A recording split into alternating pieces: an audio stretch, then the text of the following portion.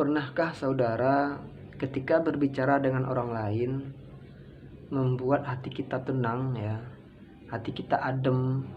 Kemudian ketika kita berbicara dengannya, kita lebih senang, lebih mau menerima ya. Pernahkah saudara menemukan seseorang seperti itu? Atau bahkan ketika kita berbicara dengannya, banyak ide yang muncul setelah itu.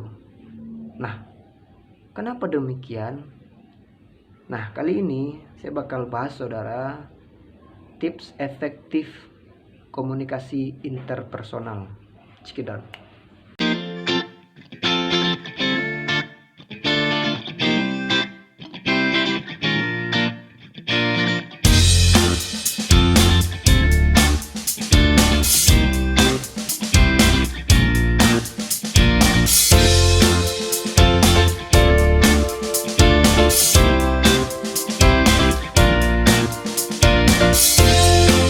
Assalamualaikum warahmatullahi wabarakatuh.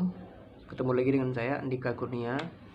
Teman-teman semuanya, siapapun kita ya, dari manapun kita berasal, apapun sukunya ya, atas nama manusia, pasti senang ketika perkataannya didengarkan oleh orang lain. Ketika dia berkata didengarkan oleh orang lain. Ketika dia berpendapat didengarkan pendapatnya oleh orang lain. Ketika dia berbicara dihargai oleh orang lain. Nah, untuk itu kali ini saya bakal sharingkan kepada teman-teman semuanya ada 5 ya tips untuk meningkatkan efektif komunikasi interpersonal. Nah, teman-teman semuanya, apa 5 itu? Nah, bagi teman yang baru datang di channel ini, jangan lupa tekan tombol subscribe dulu, kemudian nyalakan lonceng notifikasinya agar teman-teman ya selalu update dan mendapatkan info-info terbaru dari saya ya, video saya terbaru ya. Saudara, komunikasi ya adalah hal yang sangat penting dalam kehidupan ya. Tanpa komunikasi kita tidak bisa hidup. Kenapa? Karena kita butuh orang lain ya. Nah, melalui komunikasi ya, lisan ya. Komunikasi lisan artinya komunikasi interpersonal, artinya kita berbicara, berinteraksi, bergaul dengan orang lain atau bercakap, berdialog dengan orang lain, dengan satu orang atau lebih. Ini namanya komunikasi interpersonal. Nah, setiap hari kita lalui itu ya. Setiap hari kita berkomunikasi dengan orang lain. Tapi pernahkah kita berpikir, apakah komunikasi saya dengan teman sekolah, dengan teman kuliah, dengan teman kerja ya, dengan teman sekampung, dengan teman kolega, apakah sudah efektif? Nah, untuk itu saya punya 5 tips agar setiap hari komunikasi kita lebih efektif, lebih dekat, lebih akrab, akhirnya kita lebih didengarkan oleh orang lain, disetujui pendapat kita ya, dihargai kita ngomong. Kalau seandainya kita berbicara itu menginspirasi, kalau kita berbicara itu menyenangkan hati orang. Nah, apa itu? Yang pertama, saudara, rendah hati. Saudara, kita ya, jangankan orang lain ya, kita aja ya, mendengar orang yang berkata agak terlalu sombong, agak terlalu angkuh ya, berbicaranya itu terlalu membesar-besarkan dirinya sendiri ya, kita tidak enak ya. Nah, kalau seandainya kita saja tidak enak mendengar hal itu, apalagi orang lain. Oke ya. Nah, untuk itu ketika kita mau berbicara, hati-hati, jangan pernah mengubar-ubar diri kita sendiri, jangan membesar-besarkan diri kita, jangan pernah merasa sombong ya, menceritakan hal-hal selalu yang positif. Saya ini, saya itu, saya ini, saya itu, saya hebat, saya segala macam itu saya. Nah, ini tidak efektif, saudara. Ketika kita selalu membicarakan diri kita sendiri ya, tidak memberikan celah untuk orang lain ya, mau menceritakan dirinya ya, kita agak terlalu sombong atau tinggi hati ya, selalu membesar-besarkan diri kita kepada orang lain ya. Nah, hati-hati saudara, hal-hal yang seperti ini tidak efektif. Lama kelamaan orang tidak suka berbicara dengan kita. Nah, ini yang pertama. Yang kedua, saudaraku, simpati ya. Simpati ini merupakan memberikan perhatian ya. Perhatian kepada orang lain dalam berbicara ya. Bagaimana maksudnya ini? Ketika seseorang lawan bicara kita ya, menceritakan hal-hal yang menyangkut hal-hal yang memang keadaan, kita balas dengan perkataan yang perhatian ya. Nah, ketika temannya ada yang sakit, kita bicara mengandung perhatian kepadanya, membuat hatinya tenang, saudara ya. Siapapun orangnya, saya yakin ya, karena udah sunatullah ya, karena memang telah menjadi fitrah manusia bahwa setiap orang suka diperhatikan ya. Nah, untuk itu jangan lupa, saudara, di setiap pembicaraan kita selipkan simpati kepada orang lain atau lawan bicara kita. Nah, ini yang kedua. Yang ketiga, saudara, empati. Nah, apa itu empati? Kalau simpati hanya sekedar perhatian ya, memahami keadaan orang lain kemudian perhatikan kepada atau memberikan perhatian kepadanya. Nah, yang empati di samping memahami keadaannya, kita empati itu ikut merasakan apa yang dirasakan oleh orang lain. Itu namanya empati.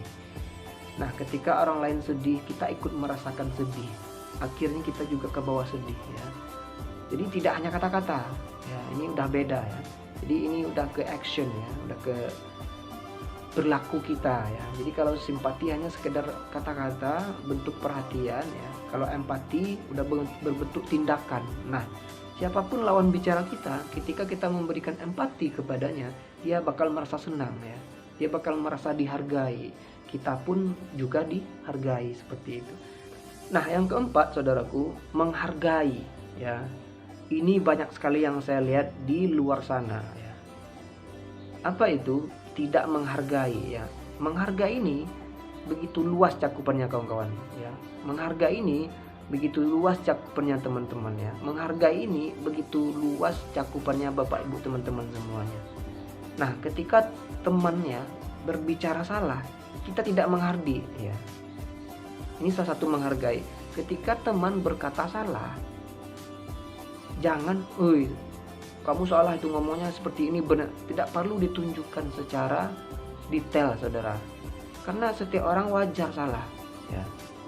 Maksud saya, kita tidak perlu menghilangkan mukanya, di depan mukanya kita sampaikan itu.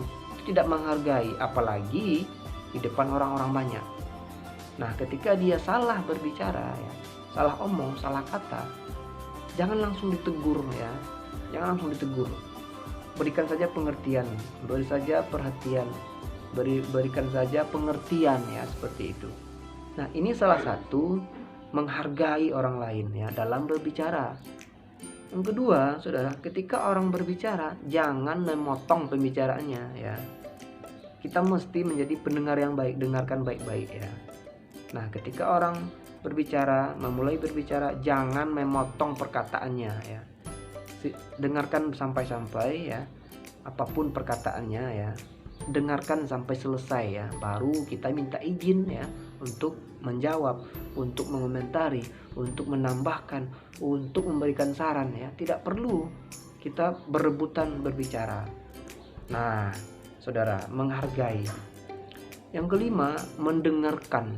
Saudara, saya contohkan ya.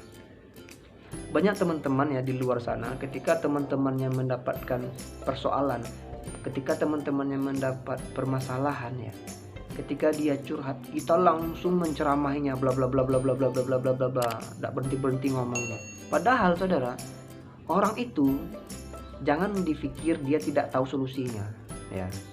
Jangan saudara pikir orang tidak tahu solusinya. Kenapa? Itu butuh bercerita ya, tempat berbagi, tempat sharing. Nah, ketika dia bercerita, dengarkan ya. Nah, saudara harus tahu kapan kita harus mendengarkan, kapan kita harus memberi saran, kapan harus kita menjawab ya. Jadi tidak semuanya berebutan ngomong, berbicara. Nah, saudara, ketika kita terus mendengarkan banyak orang lain ya, otomatis seseorang bakal percaya, bakal mau bercerita dengan kita. Ketika orang lain suka percaya dengan kita, apapun yang kita katakan padanya, dia bakal setuju. Nah, ini kuncinya saudara. Jadi kalau seandainya saudara mau disetujui oleh orang lain, membanyakkan follower, mempunyai banyak pengikut, mempunyai banyak yang disetujui, dengarkan orang lain terlebih dahulu. Ini kuncinya. Jangan terburu-buru memberikan saran, jangan terburu-buru memberikan kritik. Dengarkan dulu apa sharingnya ya. Ketika orang sedang musibah, ketika orang sedang sedih, dengarkan apa curhatannya, dengarkan sampai selesai ya. Jangan dia ngomong dikit kita langsung kasih solusi A, B, C, D, bla. Dia tidak butuh itu. Yang dia butuhkan tempat bercerita. Nah, ini yang kita mesti pahami. Baik, demikian saudaraku, ini 5 tips ini untuk meningkatkan komunikasi interpersonal supaya lebih efektif, dan semoga saudara lebih disenangi oleh teman-temannya berbicara ya di lingkungan sekolah, kampus maupun tempat kerja. Demikian, semoga berhasil, sukses. Assalamualaikum warahmatullahi wabarakatuh.